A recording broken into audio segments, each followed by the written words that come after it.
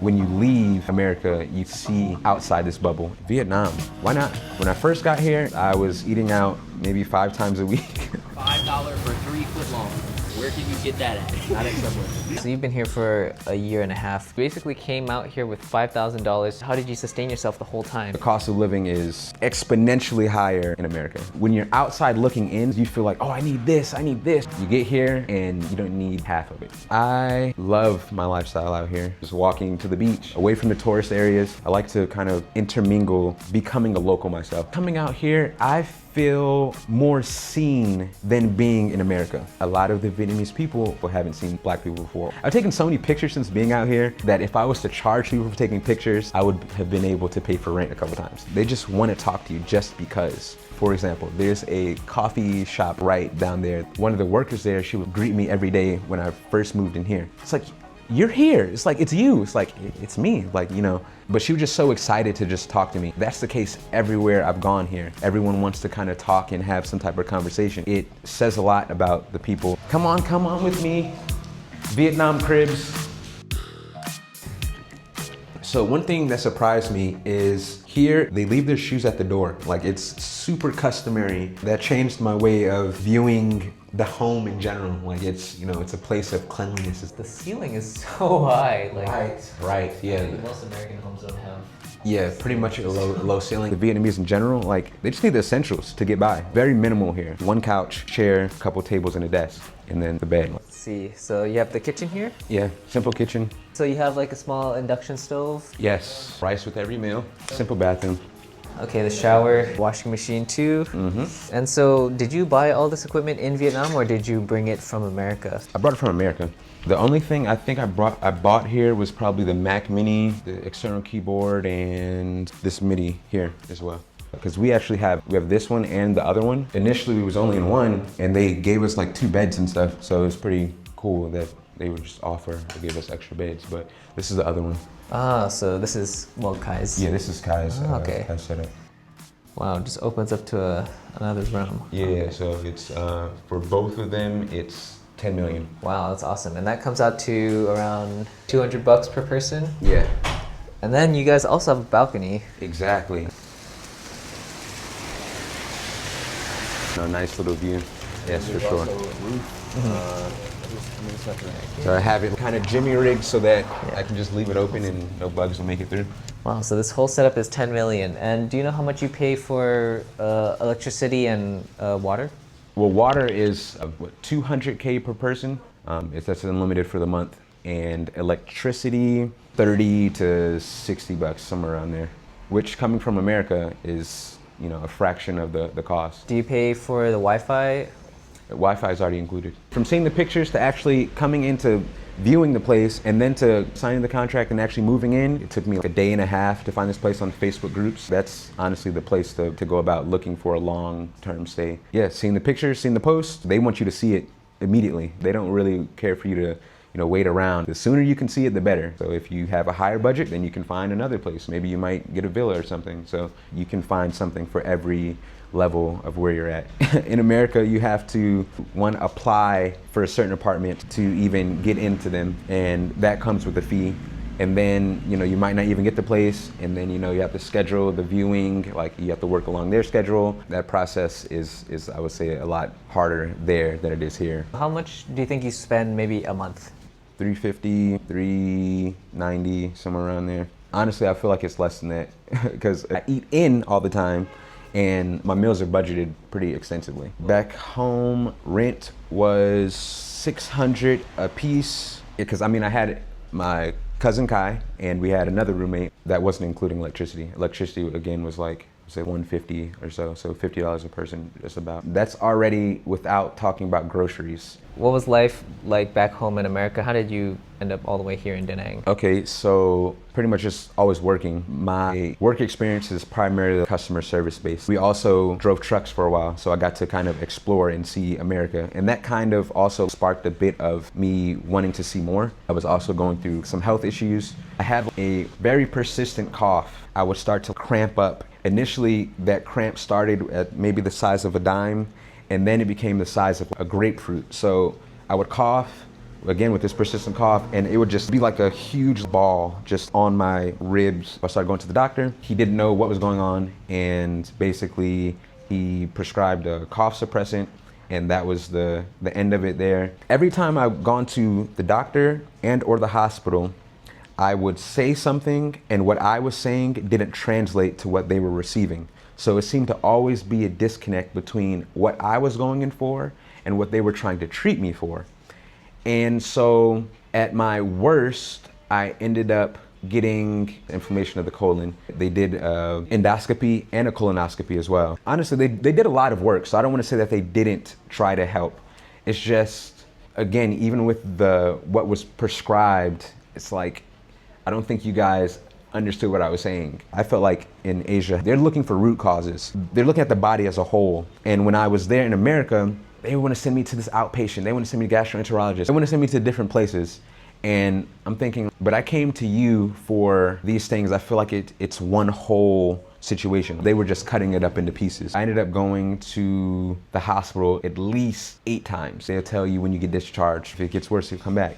And every time that I would go, it's like, all right, well, this got worse, and now I have this going on, and yeah, and then those bills start to add up. You have to pay out of pocket for a lot of things. Now, if it's a hospital visit, which I didn't know at the time, at least with my health insurance that I had, every time you went, it was like you were definitely gonna pay like a flat fee, no matter what you did. I ended up looking up all my symptoms and just writing out all my symptoms and seeing where things were connected. Thinking back on it, it's ridiculous that I had to do this myself, but you gotta do what you have to do at some point. I ended up working for a bit, saved some money, and decided I wanted to see more. Me and Kai, we had another friend that he's actually Mexican, and so if we are to leave and go somewhere, then we would kind of want someone that spoke the language. And since he spoke Spanish, he was like, all right, well, let's go. Let's see about it. And when we did leave, it was eye-opening. It was groundbreaking just to see how other people lived. Because in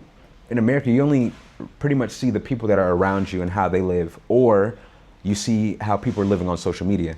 So for me to not see this on social media, these people are living with less than I have, and they seem to have a richness to them, a love, a zeal for life that at the time I didn't understand, and I was still really searching for. It unlocked something in me, just seeing that there's more out there.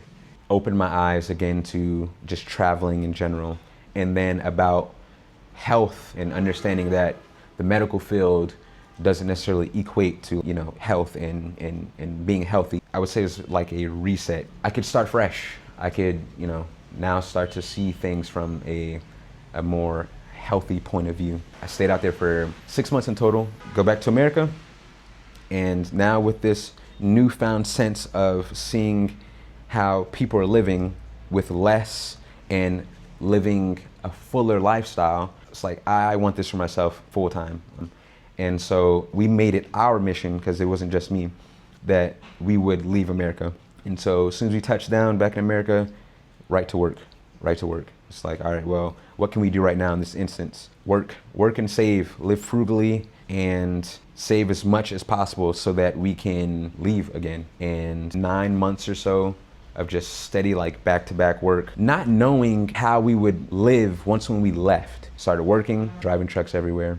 We worked at a glue factory at one point. Like, it was really just picking up jobs. After the 9-month mark, we had about like 5,000 a piece. We didn't necessarily know how much that was gonna cover, what it was going to do for us. Selling some of our things when we left also helped a bit for that last extra amount of things, Then understanding is like, all right, well, if we want to live and sustain ourselves, then we have to find a certain archetype of place that we're looking for. We want peace. We want the cost of living to be pretty low. It was Vietnam. All right, well, what part of Vietnam? Everyone told us to try Da Nang. Then we went from Bangkok to here, and it was a stark difference on everything. I wouldn't say that we're necessarily party oriented anyway, but I feel like that's what Bangkok is kind of for. It's like, like a party scene. And so when I got here, this place felt amazing. The air felt crisp. I don't know, maybe it's an Asian Colombia, and it has the same caring people, the same delicious fruits and vegetables, the same thing in a different place. One thing that was really shocking for me was honking. Bikes and cars, they would do a bunch of honking. It's more so like a signal. It's like communication based. They're just honking to let people know that they're coming around the corner. But for me, honking has always been from a place from aggression, road rage and things of that nature. You know, you're honking to really get your point across. One thing I would say is a blessing is that it's not just me. If it was just me, or if it was just Kai, it wouldn't be the same. Just having someone else, it made that leap easier. It made the process easier. You still have some type of aspect of home, his family member. It made things easier. There wasn't an income in the beginning. We kind of set aside some for just bouncing around, because honestly, the regional flights aren't that expensive. We were doing video editing. We also did some coaching on the side, copywriting. It wasn't enough initially. And what we understood at that moment was if we decided to make content, then it would help all aspects of everything that we're trying to do. So that's what we ended up doing. We started making content. In doing so, our video editing got better. We ended up getting better clients and our writing got better. Pretty much every aspect of what we were trying to do got better. So now I'll say that we can sustain ourselves comfortably. And so how do you live out your days now in Vietnam? If I'm not working / video editing, I might be writing, making music, also making art, doing things that lets my creativity speak. I got into designing clothes and getting clothes made. This shirt is actually one of them. I had the idea to start a clothing line, which is still in the works, just enjoying my life. I don't want to say, you know, sell everything, come out here. Maybe try something a little closer to where you're at, just to see what's outside of your normal, and then go from there. Maybe try a place, see what it's like, understand that, assimilate a bit, then make that leap. The leap isn't for everyone. People that come here, they're really looking to heal or party. Like, you know, there's always a party scene no matter where you go, but a lot of people looking to connect, and maybe that might be something that's interesting to you. You know, maybe there's a certain lifestyle out there that is close to what you're already living, and the only way to find out, to truly find out, is to look for yourself. Doing that with an open mind, from a place of empathy as well. Maybe you might make it your life's mission to try every bowl of pho from every restaurant ever. Who knows? There's a lot of things to try. So my family, initially there was resistance, but what I found out later on is that they just want the best for me. My brother passed away, I'm the oldest, and so I felt like I took that opportunity to live not only for myself, but live for him, see things that maybe he wouldn't be able to see. I feel like you will find something that you love out here. You will definitely find something that you love out here. Hey guys, it's Ross from Americans Living Abroad, and thanks for watching this video. We try to bring you guys authentic interviews from people from the US who have moved to some different part of the world. Consider subscribing and also check out some of our previous interviews here. Thanks and have a good day.